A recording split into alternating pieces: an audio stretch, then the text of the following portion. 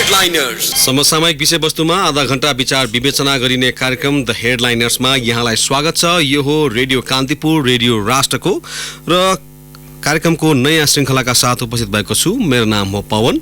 आज पनि तपाईसँग प्रत्यक्ष र परोक्ष सरोकार राख्ने विषयवस्तुलाई उठाउने जमर्को गरेका छौँ। आज हामीले छानेको विषयवस्तु र त्यो विषयवस्तुमाथि विचार विवेचना गर्नका लागि निम्ताएका अतिथिलाई तपाईँ कार्यक्रममा प्रश्न पनि टिपाउन सक्नुहुनेछ। यसका लागि 55 41 906 टेलिफोन नम्बर हामीले खुला राखेका छौँ। तर तपाईँले सोध्न खोज्नु भएको प्रश्नको जवाफ यदि कार्यक्रमका दौरान नै आइसकेको छ भने कृपया त्यस्ता खालका प्रश्न हामीलाई 55 41 906 मा टिपाउने कष्ट नगर्नुहोला।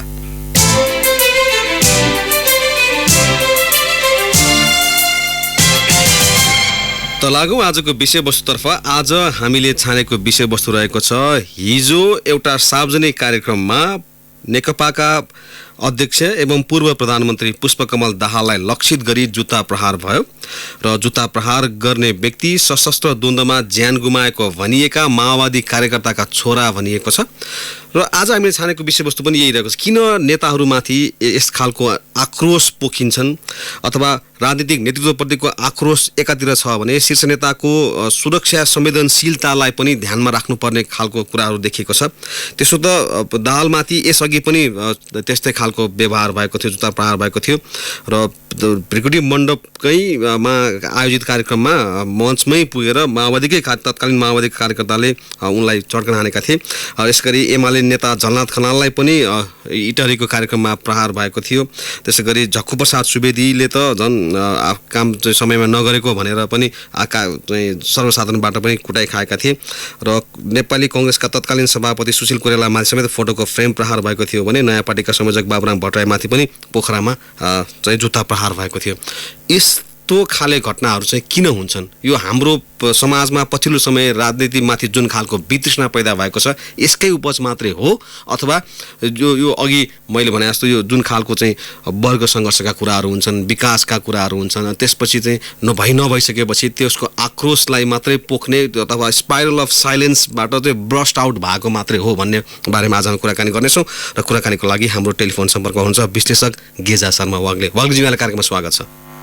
धन्यवाद पवनजी। यो अब नेताहरूमाथिको आक्रमण श्रृङ्खलाहरू त दोहोरिरहेकै छन्, भइरहेकै छन्। यो खासमा किन हुन्छ यस्तो खालको चाहिँ? मान्छेले के आफ्नो आक्रोश चाहिँ तपाईँलाई कन्ट्रोल गर्न नसकेपछि मात्र यस्ता कुरा आउने हुन् कि यो चाहिँ यो अहिले मात्रै प्रकारान्तरले देखिएको तर यसको पछाडि धेरै कारणहरू अथवा धेरै प्रसङ्गहरू चाहिँ लुकेका हुन सक्छन्?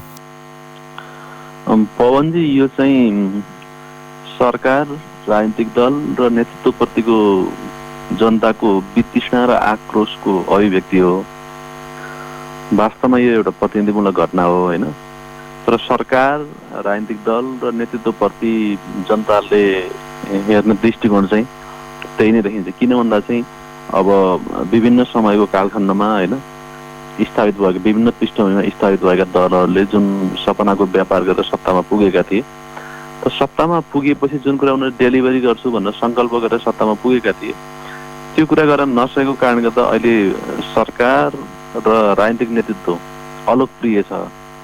त्यो अलोकप्रिय भएको कारणले गर्दा जनताको चाहिँ के भन्दा यी निकायहरूप्रति वितृष्णा पनि बढेको छ, आक्रोश पनि बढेको छ। त्यस कारणले हिजो जुन घटना भयो, सत्तारूढ पार्टीका अध्यक्ष पुष्पकमल दाहाल प्रचण्डप्रति लक्षित गरेर पूर्व माओवादी कार्यकर्ता भनिएका व्यक्तिले जसरी प्रहार गरे र प्रहार गरेपछि जुनले सार्वजनिक सञ्चार माध्यममा आएको अभिव्यक्ति छ नि, प्रचण्डले जुन वर्ग सङ्घर्षको कुरा गरे त्यसप्रति चाहिँ मेरो असहमति भयो। त्यस कारणले मैले थाम्न नसकेर जुत्ता प्रहार गरेँ भनेर जुन कुरा उनले अभिव्यक्ति दिएका छन् त्यसले पनि के भन्छ जुन खालको झुट्टा आश्वासन दिइँदैछ अहिले पनि जनताप्रति र अथवा कार्यकर्ताप्रति, त्यसप्रति चाहिँ विश्वस्त हुन नसकेर त्यसप्रति चाहिँ जुन आक्रोश देखियो, आवेशमा आएर उनले आक्रमण गरे भनेका छन्। त्यस कारणले गर्दा त्यो एउटा राजनीतिक दलका नेताहरूको जुन आम प्रवृत्ति छ त्यसप्रतिको ठुलो व्यङ्ग्य र झट्का हो। वाग्लेज्यू, भनेपछि यो कुनै व्यक्ति विशेष वा दल विशेष नभएर समग्र प्रवृत्तिकै विरुद्धको चाहिँ प्रहार हो भनेर चाहिँ बुझ्न सकिन्छ? यसको दुईटा पक्ष होला पवनजी। पहिलो कुरा त दाहालजी सत्तारूढ पार्टीको अध्यक्ष हो होइन। अब 44-45% मत लिएर आएर अनि करिब 2 तिहाईको सरकार निकट बनाएर ठुलो सपनाको व्यापार गरेर सत्तामा पुग्नु भएको थियो। नेकपा पुगेको थियो, नेकपा एमाले। त्यति बेला त यद्यपि चुनावी गठबन्धन थियो नेकपा एमाले र माओवादी पार्टीका बिचमा, त्यसपछि चाहिँ पार्टी पनि एकीकरण भएर नेपाल कम्युनिस्ट पार्टी भयो। तर यति शक्तिशाली सरकार, यति बलियो सरकार, यति सरकार हुँदा पनि जुन सङ्कल्प गरेर अथवा जुन प्रतिबद्धता व्यक्त गरेर चुनावको समयमा सरकारमा गएका थिए, त्यसलाई पुरा गर्न नसकेको कारणले गर्दा आम जनतामा, नेपाली जनतामा निराशा छ, वितृष्णा छ सरकारप्रति र सत्तारूढ पार्टीको नेतृत्वप्रति, होइन। तर हिजोको जुन घटना देखिन्छ त्यो घटनामा चाहिँ के हुन्छ, उनी जुन 22 वर्षका युवक जुन थिए, उनी चाहिँ पूर्व माओवादी कार्यकर्ता पनि भएको, अनि माओवादी भएको कारणले गर्दा उनको होइन बुवाको ज्यान पनि गएको त्यही क्रममा। उनी पनि के हुन्छ, अहिले चाहिँ नेकपा माओवादीबाट विभाजन भएर बनेको विप्लव समूहको विद्यार्थी सङ्गठनमा पनि काम गरेको जुन पृष्ठभूमि देखिएको छ र उनका चाहिँ सामाजिक सञ्जालमा उनले जुन खालको होइन साम्यवादी पार्टीहरूप्रति अथवा कम्युनिस्ट पार्टीप्रति अथवा मार्क्स, एङ्गेल्स, लेनिनदेखि माओसम्मका तस्विरहरू उनले आफ्नो फेसबुकमा पनि राखेका छन्। यो पृष्ठभूमि विश्लेषण गर्दा चाहिँ के हुन्छ, जुन गरी वर्ग सङ्घर्षको बारेमा अथवा कम्युनिस्ट सिद्धान्तको बारेमा अथवा कम्युनिस्टको फिलोसफीको बारेमा उनले जुन प्रवचन दिए अथवा भाषण गरेका थिए, त्यसप्रति चाहिँ उनी उद्वेलित भएर यो जुन विगतमा जुन पृष्ठभूमिबाट बनेको थियो नि त नेकपा माओवादी, त होइन एउटा सशस्त्र सङ्घर्षबाट आएको थियो, त्यो क्रममा धेरै कार्यकर्ताहरूले बलिदान पनि गरे र त्यो बिचमा पार्टी नेतृत्वले चाहिँ होइन समाजको बारेमा, राजनीतिको बारेमा, सत्ता सञ्चालको बारेमा, पार्टी सञ्चालको बारेमा, होइन जनताको जीवनस्तरको बारेमा, जीवनशैलीको बारेमा विभिन्न प्रतिबद्धताहरू व्यक्त गरेको थिए। ती कुनै पनि कुरा नभएको कारणले गर्दा चाहिँ अहिले चाहिँ प्रचण्डप्रति चाहिँ उनी आक्रोशित भएर प्रहार गरेको देखिन्छ। दोस्रो पक्ष चाहिँ पवनजी अब 62-63 जनआन्दोलनबाट तत्कालीन विद्रोही माओवादी पार्टी राजनीतिक मूल प्रवाहमा आयो। राजनीतिक मूल प्रवाहमा आइसकेपछि शान्ति प्रक्रिया हुँदै संविधान निर्माणको प्रक्रिया त टुङ्गियो, तर यही प्रक्रियाको अभिन्न अङ्ग रहेको सङ्क्रमणकालीन न्यायको प्रक्रिया चाहिँ टुङ्गिएको छैन। सङ्क्रमणकालीन न्यायको प्रक्रिया मार्फत द्वन्द्वकालमा होइन गम्भीर मानवाधिकार उल्लङ्घन भएका कारणले गर्दा ठुलो नेपाली समुदाय चाहिँ पीडित भएको छ। तर त्यो पीडित समुदायलाई चाहिँ राज्यले न्याय दिन नसकेको कारणले गर्दा र सङ्क्रमणकालीन न्यायको सुनिश्चित नगरेको कारणले गर्दा पनि अहिले यी खालका घटनाहरू घटेका छन्। त्यस कारणले मलाई लाग्छ यो विषयलाई चाहिँ सरकार, सत्तारूढ पार्टी र प्रमुख राजनीतिक दलहरू चाहिँ गम्भीरतापूर्वक अनुमोदन गर्नुपर्ने हुन्छ, होइन जस्तो हजुर। अब यहीँनिर अब यो एउटा कुरा चाहिँ अब यो राजनीतिक नेतृत्वप्रतिको आक्रोश त छँदैछ, तर अर्कोतिर फेरि यो शीर्ष नेताको सुरक्षाको बारेमा पनि ध्यान दिन चाहिँ जरुरी देखिएको छ। हिजो चाहिँ अब कसो अब सुरक्षाकर्मीहरूको चलाखीले गर्दाखेरि जुत्ता चाहिँ दाजुलाई लागेन, नभए भने त हाम्रो चाहिँ शीर्ष नेताहरूको अथवा शीर्षस्थ नेताहरूको चाहिँ सुरक्षा संवेदनशीलतालाई पनि ध्यानमा राख्नुपर्ने अवस्था आइसकेको हो। अब पवनजी यसलाई चाहिँ नेताहरूको सुरक्षा त हुनु नै पर्यो, हरेक नेपाली जनताको सुरक्षा हुनुपर्छ, त्यस कारण शीर्ष नेताहरूको सुरक्षा त हुनै पर्यो। तर शीर्ष नेताहरू अथवा प्रमुख राजनीतिक नेतृत्व चाहिँ सुरक्षाको आधारमा, सुरक्षाकर्मीको आधारमा आफू सुरक्षित हुनुभन्दा पनि होइन जनतामा जुन खालको वितृष्णा र आक्रोश छ र वितृष्णा र आक्रोश भएको कारणले गर्दा नेताहरू पनि असुरक्षित हुन थाले। त्यो रुट कजलाई, त्यो मूल मुद्दालाई चाहिँ सम्बोधन गरियो भने समाज पनि सुरक्षित होला, व्यवस्था पनि चिरस्थायी होला, राजनीतिक नेतृत्वको बारेमा पनि प्रश्न नउठ्ला। होइन भने जतिसुकै कडा सुरक्षा कवचमा बसे पनि यदि राजनीतिक दल कमजोर भयो भने, सरकार चाहिँ अलोकप्रिय भयो भने र नेताहरू चाहिँ अलोकप्रिय र कमजोर भयो भने यी खालका घटनाहरू चाहिँ दोहोरिराख्छ। त्यस कारण मेरो चाहिँ मलाई के लाग्छ भन्दा नेताको सुरक्षा कवच कडा बनाउनु भन्दा पनि जुन कारणले गर्दा जनतामा आक्रोश र वितृष्णा बढेको छ त्यसलाई समाधान गर्नु चाहिँ सरकार, राजनीतिक दल र नेताहरूको भविष्यको दृष्टिकोणले चाहिँ र उहाँहरूकै स्वास्थ्यको कारणले गर्दा उपयुक्त होला। अर्को पक्ष चाहिँ पवनजी अब अहिले 2017मा पङ्कज मिश्र भन्ने भारतीय लेखकले एज अफ एङ्गर भनेर एउटा किताब लेखेका थिए। नेपाली चाहिँ आक्रोशको युग हो होइन। उनको चाहिँ आर्गुमेन्ट के छ भन्दा खास गरी यो सूचना प्रविधिको विकास, त्यसपछि सार्वजनिक सञ्चार माध्यमको विकास र सामाजिक सञ्जालको कारणले गर्दा त्यो चेतनाको स्तर चाहिँ निकै ठुलो वृद्धि भएको छ। त्यो आलोचनात्मक चेतको चाहिँ विकास भएको छ। त्यो नेपालमा मात्रै होइन कि विश्वव्यापी रूपमै त्यो खालका घटनाक्रमहरू देखिन्छन्। त्यस कारणले यो जुन चेतनाको विकास भएको छ जनताको र जसरी सार्वजनिक सञ्चार माध्यमदेखि लिएर सामाजिक सञ्जालको कारणले गर्दा विश्वमा भएका जुन परिवर्तनको सूचना हरेक जनतासँग पुगेको छ नि अहिले, त्यसको कारणले गर्दा हरेक देशका सरकार र राजनीतिक नेतृत्वप्रति चाहिँ प्रश्न उठिरहेको। त्यो नेपालमा मात्रै होइन, अमेरिकामा पनि उठिरहेको छ, बेलायतमा पनि उठाएको छ, चीनमा पनि उठाएको छ, भारतमा पनि उठाएको छ। त्यस कारणले जुन खालको चेतनाको विकास भएको छ अहिले विश्वव्यापी रूपमा नागरिक तहबाट होइन, त्यसलाई सम्बोधन गर्न यदि सकिएन भने यो अहिले चाहिँ के भन्दा एउटा प्रतिनिधिमूलक घटना भयो नेपालमा होइन। हुन त यद्यपि विगतमा तपाईँले पृष्ठभूमि पनि भन्नु, विगतमा पनि होइन दाहाललाई नै भएका थिए, पार्टीकै कार्यकर्ताले पनि आक्रमण गरेका थिए होइन। पूर्व प्रधानमन्त्री झलनाथ खनाललाई पनि भएको थियो, पूर्व प्रधानमन्त्री बाबुराम भट्टराईलाई पनि भएको थियो, अहिले त अन्य राजनीतिक दलका नेताहरू पनि त्यो खालको प्रहार गरेको थियो। त्यस कारणले यी समग्र पक्षलाई चाहिँ विश्लेषण गरेर एउटा जनमुखी नीति र कार्यशैली र जीवनशैली भयो भने चाहिँ यो समस्याको समाधान होला, होइन भने केवल सुरक्षा कवचभित्र मात्रै रहेर उनीहरू सुरक्षित हुन सक्दैनन्। जस्तो यो हिजोको घटनालाई हेर्ने हो भने वाग्लेजी जस्तो अब दुईटा पक्ष भयो एउटा होइन, यो जस्तो सशस्त्र द्वन्द्वसँग पनि जोड्न मिल्यो, किन द्वन्द्वका क्रममा आफ्ना बुवा गुमाएको अथवा द्वन्द्वमा आफै पनि सामेल भएको भनिएका व्यक्ति अब ले प्रहार गरेको एउटा कुरा भयो भनेको। त्यसैले द्वन्द्वको राजनीतिक रूपान्तरण मात्रै भयो, तर तत्कालीन द्वन्द्वरत पक्षले चाहिँ जे आश्वासन पाएका थिए त्यो पुरा भएन भन्ने एउटा कुरा भयो।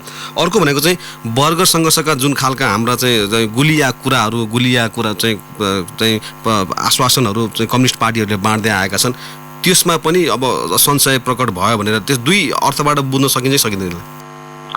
पवनजी तपाईँले विश्लेषण गरेको जस्तै मैले अगाडि भने जस्तै अब यो प्रकरणमा हेर्ने भने चाहिँ यसका दुईटा पक्ष होला। एक चाहिँ उनी पूर्व माओवादी कार्यकर्ता थिए र अहिले चाहिँ माओवादीबाट असहमत भएर माओवादीबाट विभाजित भएको पार्टी विप्लव निकट समूहको कार्यकर्ता भएको देखिन्छ। त्यसमा चाहिँ के भन्दा पहिलो कुरा त उनी के भन्दा जुन पृष्ठभूमिमा नेपाल कम्युनिस्ट पार्टी माओवादी बनेको थियो, जसरी सशस्त्र युद्ध गरेको थियो र उसले चाहिँ जुन सपनाको व्यापार गरेको थियो होइन, जुन आश्वासन दिएको थियो ती कुनै पनि पुरा भएनन्। ती पुरा नभएको कारणले गर्दा चाहिँ होइन कम्युनिस्ट पार्टीकै अर्को अतिवादी कम्युनिस्ट पार्टीको सदस्य हुन पुग्यो उनी। त्यो एउटा विचित्रको राजनीतिक मनोदशाको चित्र भयो एउटा पक्ष। दोस्रो चाहिँ के भयो भन्दाखेरिमा चाहिँ 62-63 को जनआन्दोलनबाट जुन शान्ति प्रक्रिया प्रारम्भ भयो र संविधान निर्माण र तत्कालीन विद्रोही सम्बद्ध हतियार र लडाकु व्यवस्थापन गरियो, तर द्वन्द्वकालमा भएका गम्भीर मानवाधिकारका उल्लङ्घनका घटना त्यसैका द्वन्द्वपीडित समुदाय त अहिले पनि न्याय पाएका छैनन् होइन। अहिले पनि सङ्गमकालीन न्यायको प्रक्रिया टुङ्गिएको छैन, जबकि शान्ति प्रक्रिया प्रारम्भ भएको 6 महिनाभित्रै यो प्रक्रियालाई टुङ्ग्याउने भनिएको थियो। त्यस कारणले 13 वर्षसम्म पनि त्यो समस्यालाई समाधान नगरेको कारणले गर्दा यसमा थप जटिलता देखियो। यदि होइन हामीले सङ्गमकालीन न्यायको प्रक्रियालाई चाहिँ समयमै सम्बोधन गरेको भए यो खालको घटनाहरू हुन्थेनन्। त्यो नभएको कारणले गर्दा चाहिँ यो खालको घटना भयो। र तेस्रो पक्ष र महत्त्वपूर्ण पक्ष भनेको चाहिँ यो वास्तवमा एउटा व्यक्तिले अब होइन एउटा सत्तारूढ पार्टीको अध्यक्षप्रति प्रहार गरेको एउटा प्रतिनिधिमूलक घटना भए पनि वास्तवमा यो भनेको के भन्दा सरकारको अलोकप्रियता हो, सत्तारूढ पार्टीको अलोकप्रियता हो र सत्तारूढ पार्टीका शीर्ष नेताप्रति जनताको आक्रोश र वितृष्णाको अभिव्यक्ति हो। त्यस कारणले यो वास्तवमा सरकार र सत्तारूढ पार्टीको जनताले हेर्ने दृष्टिकोणको एउटा प्रमुख सूचकाङ्क पनि हो। यो वास्तविकतालाई विचार गरेर यदि सरकार र यो पार्टीले चाहिँ होइन जनतालाई डेलिभरी गर्ने दिशातर्फ चाहिँ अगाडि बढ्यो भने यो समस्या समाधान होला, होइन भने हिजोको भाषणमा हिजोको मञ्चमा जस्तै होइन साम्यवादका कुरा गर्ने अनि वर्ग सङ्घर्षका कुरा गर्ने, जनजीविकाका कुरा गर्ने, गुलिया कुरा चाहिँ गर्ने, तर डेलिभरी केही पनि नगर्ने भने यी खालका घटना भविष्यमा थप दोहोरिन सक्छ। अर्को कुरा चाहिँ यस्तो वाग्लेजी जस्तो अब यो अब एक थरी मान्छे के पनि भन्छ भने होइन हाम्रो समाज अलिक उच्छृङ्खलतातर्फ अराजकतातर्फ चाहिँ उन्मुख हुँदै गएको छ, त्यसको द्योतकको रूपमा पनि हिजोको घटनालाई हेर्न सकिन्छ भनेर चाहिँ अब दाहालको बचाउ गर्ने अथवा सरकारको बचाउ गर्नेहरूले पनि भनिरहेका छन्। यो हामी के अलि बढी अराजक हुँदै गएका हौँ अथवा किनभने एकचोटि चाहिँ दाहालले कीर्तिपुरमा भाषण गर्ने बेलामा नेता भने चाहिँ अब तपाईँको चन्द्रमाबाट आउने होइन आकाशबाट आउने होइन, जस्ता जनता छन् त्यस्तै नेता हुने हुन् भनेर भन्नुभएको थियो उहाँले पनि। यो के हामी अलि उच्छृङ्खलता अराजकतातर्फ अलिकति चाहिँ आक्रोशको चाहिँ पोख्ने दिशातिर उन्मुख भइरहेका हौँ? पवनजी यसको तीनटा आयाम होला। एक चाहिँ पङ्कज मिश्रले एज अफ एङ्गर आक्रोशको युग भने जस्तै त्यो आक्रोशको युग चाहिँ आक्रोशको परिवेश चाहिँ विश्वव्यापी रूपमै सिर्जना भएको छ। किन भएको छ भन्दा चाहिँ एक सूचना प्रविधिको विकास भयो, दोस्रो चाहिँ सार्वजनिक सञ्चार माध्यमको राम्रो विकास भयो र तेस्रो चाहिँ के भन्दा सामाजिक सञ्जालको जुन विकास भयो त्यस कारणले गर्दा जनता चाहिँ सुसूचित छन्। विश्वमा भएका राजनीतिक परिवर्तनबाट, विश्वमा भएको आर्थिक विकासबाट, विश्वमा भएका चाहिँ आर्थिक सामाजिक सांस्कृतिक समस्याबाट सबै कुराबाट चाहिँ पहिला चाहिँ यो खालको चाहिँ सूचनामा पहुँच जनताको थिएन। त्यस कारणले त्यो आलोचनात्मक चेत विकसित भएको थिएन। अहिले चाहिँ के भन्दा विश्वव्यापी रूपमा नै त्यो आलोचनात्मक चेत चाहिँ विकसित भएको छ। त्यो विकास चाहिँ नेपालमा चाहिँ मलाई लाग्छ दक्षिण एसियामा सबैभन्दा बढी चाहिँ यो राजनीतिक दृष्टिकोणले चेतनशील समाज र आलोचनात्मक दृष्टिकोण भएको समाज नेपाली समाज हो। त्यस कारणले यसमा चाहिँ सरकार र राजनीतिक दलहरूले जनतासँग गरेका वाचा अनुसार डेलिभरी गर्न नसकेको कारणले गर्दा सरकार र राजनीतिक दलप्रति जनताको आक्रोश र वितृष्णा बढेको छ। सँगसँगै सरकार र सत्तारूढ पार्टीहरूले विगत केही समयदेखि सामाजिक सञ्जाललाई नियन्त्रण गर्ने क्रममा अथवा विभिन्न अनि सार्वजनिक सञ्चार माध्यमलाई चाहिँ नियन्त्रणकारी विधेयकहरू अथवा कानुनहरू चाहिँ बनाउने निर्माण गर्ने क्रममा नेपाली समाज चाहिँ अलिक उच्छृङ्खल भयो। यसलाई चाहिँ अलिक व्यवस्थित गर्नको लागि, अलिक मर्यादित बनाउन र अनुशासित गराउनको लागि चाहिँ यसमा राज्यको भूमिका हुनुपर्छ भनेर विभिन्न तर्क र कुतर्कहरू गरेर अलिकति नियन्त्रणमुखी कानुनहरू पनि बनाउन खोजिएको छ। तर मलाई लाग्छ यसको समस्या नियन्त्रण होइन, यो समस्याको समाधान नियन्त्रण र नियन्त्रणमुखी कानुन र अधिनायकवादी सरकारको प्रवृत्ति होइन। किन भन्दा हामीले जुन उदार लोकतन्त्रको अभ्यास गरेका छौँ र जुन खालको प्रेस स्वतन्त्रताको अभिव्यक्ति स्वतन्त्रताको हामीले चाहिँ अभ्यास गर्दै आइरहेका छौँ, यो लोकतान्त्रिक अधिकारप्रति र स्वतन्त्रताको अभ्यासप्रति सम्झौता गर्न नेपाली जनता एक इन्च पनि तयार छैनन् र नेपालको संविधानले उदार लोकतान्त्रिक पद्धतिका आधारभूत सिद्धान्तहरूलाई चाहिँ संविधानमा चाहिँ के भन्दाखेरिमा संस्थागत गरेको छ र संविधानमा जुन निश्चित गरिएका अधिकारहरू छन् त्यसको अधिकतम उपयोग गर्ने दृष्टिकोणले चाहिँ नेपाली जनताले चाहिँ लोकतान्त्रिक अभ्यास गरिरहेका छन्। त्यसकारण यसलाई चाहिँ कुनै पनि बाहनामा नेपाली समाज यद्यपि लोकतान्त्रिक प्रणालीमा सरकार र राजनीतिक दलहरूप्रति व्यक्त गर्ने भावनाहरू चाहिँ शिष्ट हुनुपर्छ, सभ्य हुनुपर्छ, लोकतान्त्रिक दायराभित्र हुनुपर्छ। कुनै पार्टी विशेषको नेताप्रति जुत्ता प्रहार गर्ने घटना हुनु दुःखद हो, त्यो सकारात्मक चाहिँ होइन। तथापि यसलाई चाहिँ सरकार र प्रमुख राजनीतिक दलले विशेष गरी सत्तारूढ दलले हाम्रो सरकारप्रति, हाम्रो पार्टीको नेताप्रति जनताको दृष्टिकोण के रहेछ र यो खालको आक्रोशपूर्ण अभिव्यक्ति चाहिँ किन आयो र यो समस्याको समाधान चाहिँ कसरी गर्न सकिन्छ भन्ने दृष्टिकोणले चाहिँ विश्लेषण गरेर त्यही अनुसारको डेलिभरी सरकार र पार्टीले गर्न सक्यो भने यो समस्याको समाधान होला।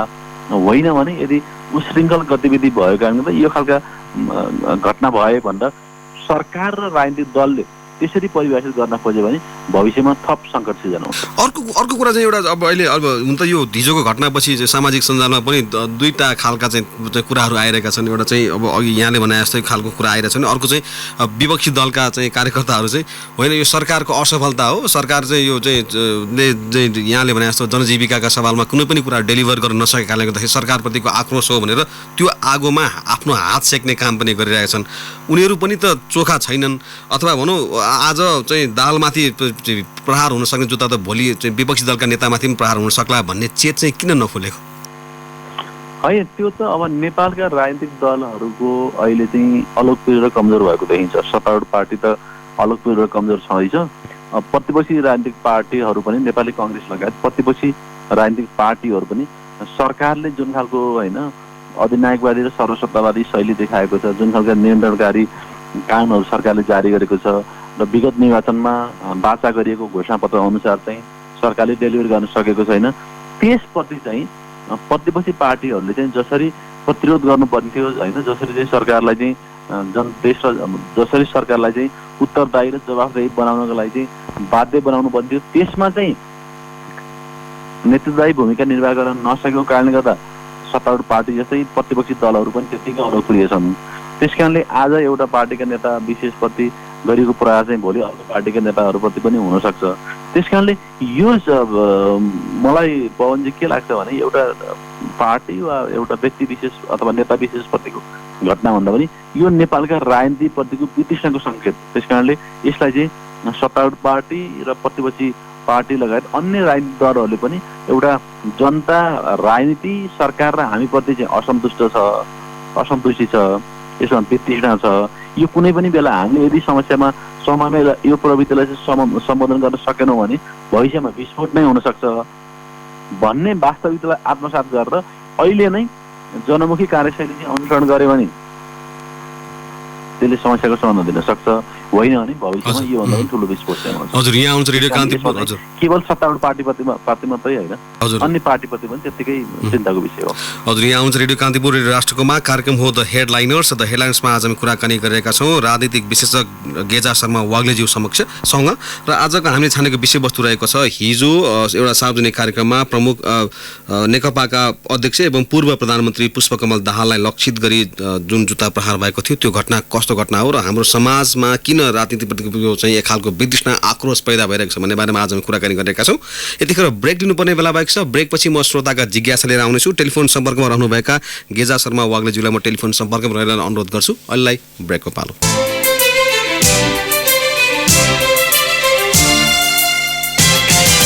ब्रेकपछि पुरो स्वागत छ। यहाँ हुनुहुन्छ रेडियो कान्तिपुर रेडियो राष्ट्रकोमा। कार्यक्रम हो द हेडलाइनर्स। द हेडलाइनर्समा आज हामी कुराकानी गरिरहेका छौँ हिजो सार्वजनिक कार्यक्रममा नेकपाका अध्यक्ष एवं पूर्व प्रधानमन्त्री पुष्पकमल दाहालमाथि लक्षित गरेर प्रहार भएको जुत्ताको प्रसङ्ग लिइरहेको छ हामी र त्यो नेपाली राजनीतिप्रतिको वितृष्णाका रूपमा प्रकट भएको हो वा हाम्रा नेताहरूले जनताका सवालमा जसरी चाहिँ विकास निर्माणका कामहरू डेलिभर गर्नुपर्ने थियो त्यो डेलिभर नभएको कारणले गर्दाखेरि आकर्षित भएका हुन् वा हाम्रो समाज उशृङ्खलता वा अराजकतातर्फ उन्मुख हुँदै गएको हो भन्ने बारेमा आज हामी कुराकानी गरिरहेका छौँ। कुराकानीको श्रृङ्खलामा हुनुहुन्छ विश्लेषक गेजा शर्मा वाग्लेज्यू। यहाँलाई पुनः स्वागत छ कार्यक्रममा। धन्यवाद पवनजी। अब केही श्रोताहरूको जिज्ञासा छ तर उस्तै खालको छ। नवीन शर्मा बखुण्डोलबाट, बाबुराम भट्टराई चावहिलबाट, बलभद्र आचार्य झापाबाट, श्याम खतिवडा सुनसरीबाट, केशव न्यौपाने रङ्गेली मोरङबाट, छविरमन अधिकारी सिनामङ्गलबाट र गगन सावा लिम्बू भोजपुरबाट सोध्नुहुन्छ। उहाँहरूको एउटै आशय छ, जनतामा तीव्र आक्रोश पैदा त हुन्छ, नेताहरूमाथि प्रहार पनि हुन्छन्, तर 5 वर्षपछि भोट दिन जाने बेलामा फेरि तिनै नेतालाई हामी चुनेर पठाउँछौँ, समस्या त हामीमा पनि रहेछ नि होइन भनेर सोध्नुहुन्छ। अब लोकतान्त्रिक प्रणालीमा राजनीतिक दलहरूको विकल्प चाहिँ हुँदैन। ए नभए बी पार्टी होला, बी नभए सी पार्टी होला। त्यस कारणले अब यदि जनताको भावना अनुसार चाहिँ सरकारले डेलिभर गर्न सकेन भने अर्को निर्वाचनमा जनताले अर्को विकल्प खोज्छन्। पार्टीको विकल्प चाहिँ होइन कि, तर के भन्दा सरकारको चाहिँ विकल्प खोज्छन् अथवा सत्तारूढ पार्टीको चाहिँ विकल्प खोज्छन् अथवा प्रतिपक्षले पनि त्यो अनुसारको चाहिँ भूमिका निर्वाह गर्न सकेन त्यो दुवै पार्टीको विकल्प अर्को पार्टीमा जान्छन्। त्यस कारणले लोकतान्त्रिक प्रणालीमा विकल्प हुन्छ, विकल्प हुनु स्वाभाविक हो। इमाडोलबाट रामकृष्ण श्रेष्ठ सोध्नुहुन्छ, सशस्त्र द्वन्द्वकालको पीडित पक्ष त म पनि हुँ, प्रचण्डले गल्ती गरेको भनेर आफैले स्वीकारिसक्नु भएको छ, 5,000 को जिम्मा लिन्छु भन्नुभएको छ उहाँले, तर किन कारबाही हुँदैन भनेर सोध्नुहुन्छ। अब यसमा चाहिँ अब यो सङ्कलनकालीन न्यायको प्रक्रिया भनेको अलिक लामो र जटिल प्रक्रिया हो। यद्यपि हामीले 6 महिनाभित्रमै टुङ्ग्याउने भने चाहिँ सङ्कल्प गरेका थिए राजनीतिक दलहरूले जति बेला विस्तृत शान्ति सम्झौतामा चाहिँ हस्ताक्षर भयो। तर यो प्रक्रिया लम्बिएर द्वन्द्वपीडित समुदायले न्याय नपाएको कारणले गर्दा र अपराधीलाई चाहिँ कारवाही नभएको कारणले गर्दा र द्वन्द्वपीडित समुदायको चाहिँ भावनाको चाहिँ सम्बोधन नभएको कारणले गर्दा पनि यी खालका घटनाहरू घटेका हुन्। यसलाई चाहिँ सरकार र प्रमुख राजनीतिक दलहरूले चाहिँ विशेष गम्भीरतापूर्वक लिनु आवश्यक छ। यो अघि उहाँहरूले चाहिँ जुन भन्नुभएको थियो निर्वाचनमा चाहिँ नेताहरू एउटै खालका नेता दोहोरिने जस्तो हामी कहाँ जस्तो विकल्प चाहिँ खोज्ने तर एउटा दलको सट्टा अर्को मात्र दलमा विकल्प चाहिँ प्रस्तुत हुने तर फेरि मानिसहरू चाहिँ अनुहारहरू चाहिँ तिनै खालका चाहिँ रिपिट भइरहने खालको पनि देखिएको छ नि वाग्लेज्यू। यो चाहिँ नेपालीको एउटा दुर्भाग्य नै हो। हामी के भन्दा अब भनौँ न खास गरी अहिले विगत केही समयदेखिको ट्रेन्ड हेर्दा चाहिँ नेपालमा के भन्दा खासै 2टा वा बढीमा 3टा पार्टीको प्रणालीतर्फ उन्मुख हुने जस्तो सङ्केत देखिन्छ होइन। हामी सबै बेला चाहिँ होइन 364 दिन चाहिँ हामी नेताहरूलाई पार्टीहरूलाई गाली गर्छौँ तर निर्वाचनको दिनमा चाहिँ तिनै पार्टीहरू मध्येबाट नैबाट हामी मतदान गरेर तिनीहरूलाई सत्ता पुर्याउने प्रवृत्ति पनि देखिन्छ। त्यसमा चाहिँ अब हामीसँग यथेष्ट विकल्पहरू पनि छैनन् होइन। यो पार्टी नभए त्यो पार्टी राम्रो छ, त्यो पार्टी नभए त्यो पार्टी राम्रो छ भन्ने विकल्प पनि छैन।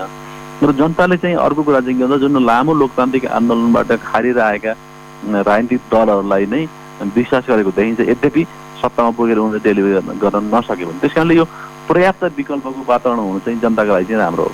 अथवा यसो भन्दा नि हुन्छ वाग्लेज्यू कि अब यो हाम्रो चाहिँ सर्ट टर्म मेमोरी लस जस्तो अहिले भएका घटनाक्रमहरू चाहिँ अब 3 वर्षमा हामी बिर्सिन्छौँ भनेर पनि भन्न सकिन्छ। किनभने राजाको चाहिँ कहर सहेर आएपछि फेरि अहिले पनि राजा नै ठिक थियो कि अथवा राणा ठिक थियो, पञ्चायत ठिक थियो भन्ने खालको हाम्रो चाहिँ त्यो अहिले तत्कालीन कुराहरू मात्रै याद आउने अगाडिका कुराहरू बिर्सिने बानीले पनि त्यस्तो भयो कि। अब उदार लोकतान्त्रिक प्रणालीमा अनि राजनीतिक दलहरूकै विकल्पमा चाहिँ एउटा अधिनायकवादी अथवा राजतान्त्रिक परिवेशको परिकल्पना गर्नुपर्ने जुन परिस्थिति सिर्जना भयो नि सबैभन्दा दुर्भाग्य नै त्यही हो। के हुँदा जनताले लोकतान्त्रिक प्रणालीमा उदार लोकतान्त्रिक प्रणालीमा लोकतन्त्र प्रतिबद्ध दलहरूको विकल्पको रूपमा त्यो बिन्दुमा पुग्नु नै दुर्भाग्य हो नि त, त्यहाँ पुग्नु हुन्थेन नि त।